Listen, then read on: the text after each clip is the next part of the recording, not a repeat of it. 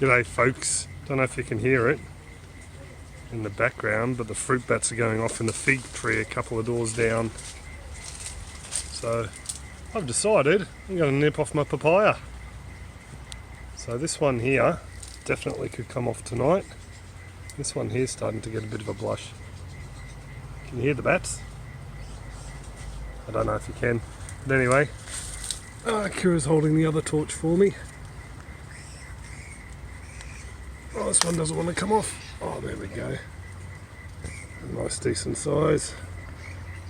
We can go and join the other ones up in the kitchen. They're noisy buggers tonight, aren't they, sweetie? Yep. Oh, that one around there, still looking green. So anyway, thought I'd bring you along for a bit of a nighttime harvest. Cheers all! If we do let them ripen on the tree though, we have a couple of locals that like to help themselves as well.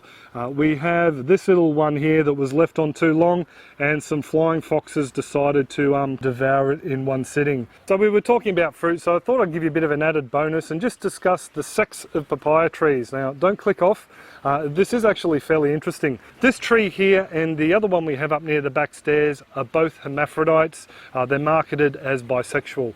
Now the reason they are hermaphrodites is they have what's known as a perfect flower.